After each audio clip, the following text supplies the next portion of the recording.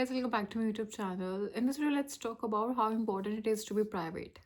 About a lot of things in your life, about a lot of hardships in your life, or maybe about a lot of जो आपके plans हैं आपकी life में, जो आपके goals हैं, जो achievements हैं.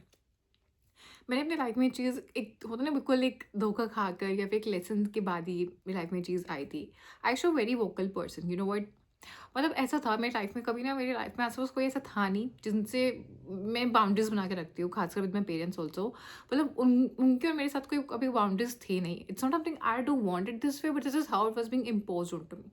कोई प्राइवेसी का कॉन्सेप्ट नहीं था मेरे घर में, कोई कुछ नहीं था. मेरे parents, they used to know almost everything, they want to know almost everything, they used to get to know like forcibly also कि क्या चल रहा है, क्या क्या करना चाह रहे हो, क्या करना है, इसके बाद कैसे करना है. ठीक है. तो फिर मेरी भी आदत ऐसी बन गई, you no, with the timing की मेरे आसपास अगर कोई भी न्यू फ्रेंड सर्कल में जाती है, मैं कुछ लोगों से मिलती, तो I to get vocal about this thing just to take external validation, just to seek.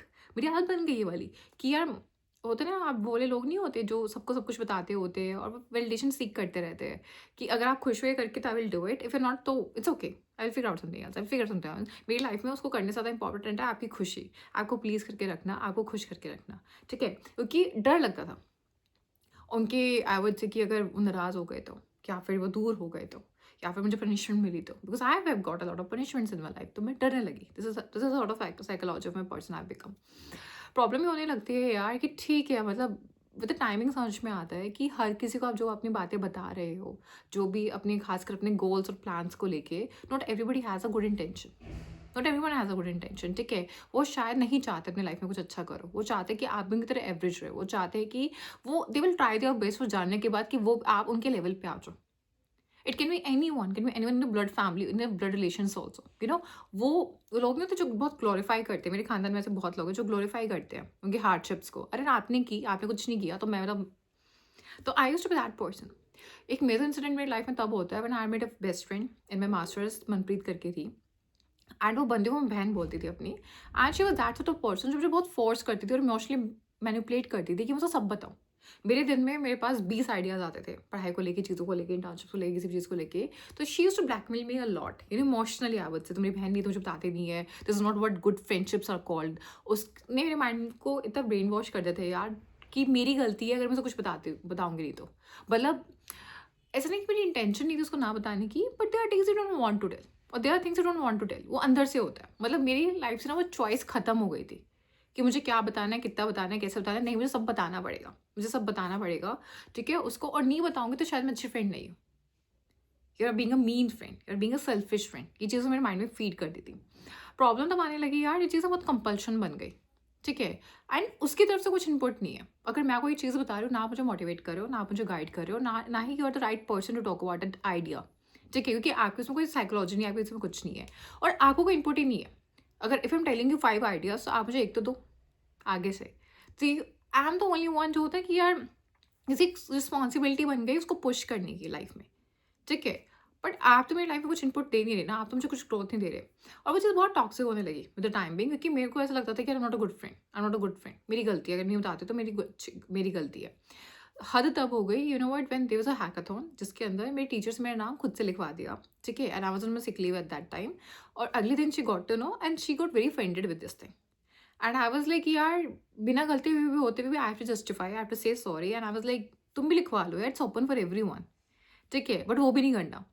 तो बट उस चीज़ का मुझ पे बहुत बैड इम्पैक्ट हुआ इस इंसिडेंट का. मुझे ऐसा लगने लगा कि no, I am not a good friend, I am a mean friend, मैं ये फ्रेंड, मैं वो फ्रेंड, मैं वो friend. But with the timing मेरी लाइफ में कुछ ऐसे दोस्त आए जिन्होंने एक्सेप्ट किया the way I am and they not competitive with me. आपको जो करना करो. They start giving me that space, they start giving me that. मुझे लाइफ में पहली बार अपने घर और अपने दोस्तों के बियॉन्ड मुझे ऐसे लोग मिलने लगे जिन्होंने मुझे स्पेस दिया because they also want space. They not judgemental. मैं जो भी कर रही हूँ, they don't want to know everything. They are okay. they're okay with my happiness, they're okay with my success. उनकी वो भावना नहीं थी यार कि तुमने लाइफ में अच्छा कर रही हो तो तुम हमें भी, तुम्हारी रिस्पॉन्सिबिलिटी तुम हमें भी पुश करो. अरे नहीं, they were leading their own life and I was leading my own life. और वो फ्रीडम के बाद ना यार, पता है, वो एक अलग ही स्टैंडर्ड सेट हो गया फ्रेंडशिप्स का, एक अलग ही स्टैंडर्ड सेट हो गया रिलेशनशिप्स का, एक अलग ही स्टैंडर्ड सेट हो गया इवन फैमिली बॉन्डिंग्स का भी. कि जब बाहर के लोग मुझे अंडरस्टैंडिंग दिखा सकते हैं, मुझे वो स्पेस दे सकते हैं ताकि मैं क्लैरिटी, मेरे अंदर वो क्लैरिटी आने लगे, तो why can't the family people and why can't all this thing.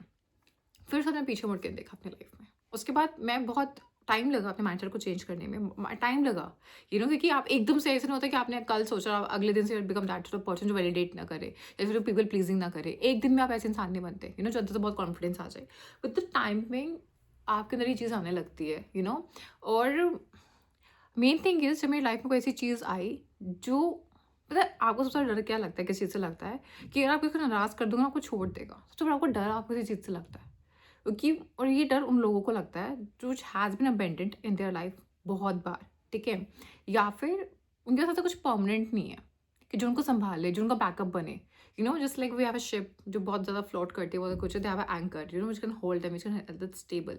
उनको पता है कि जितना मुझे तूफान आ जाए कोई नहीं है, उनको खुद का शेल्टर बनना पड़ेगा, उनको खुद को अपने आप को संभालना पड़ेगा। And I been this sort of person बचपन से, वट, जिसको बचपन में चीज़ फील हो गई थी कि यार मुझे खुद के लिए खुद सब कुछ करना पड़ेगा, I have to be self sufficient no matter what. और समझ में आना बहुत अलग बात होती है, साइकोलॉजिकली डेवलप होना is a very different thing. डरते हैं फिर हम जैसे लोग ना, बहुत डरते हैं, बहुत डरपोक बन जाते हैं, no matter whatever I achieve in my life, आप डरते हो, ठीक है, वो अकेलेपन से, वो छोड़ जाने के डर से, या फिर कुछ भी ऐसी चीज़ों से। बट जब मेरी लाइफ में कुछ ऐसी चीज़ें आने लगी जिनको मैं दिल से प्यार करती थी, जिनसे मैं दिल से जो मुझे पता लगने लगा कि दे आर परमानेंट, कुछ ऐसी चीज़ें लाइफ में आने जिनसे मैं अटैच होने लगी, and they are permanent.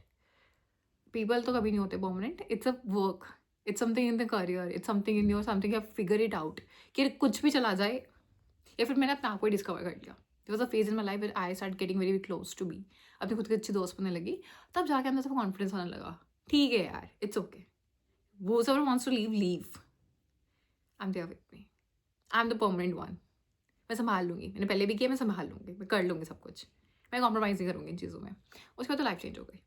So I hope you guys like this video, in case you guys do then please like share comment subscribe my channel, bye.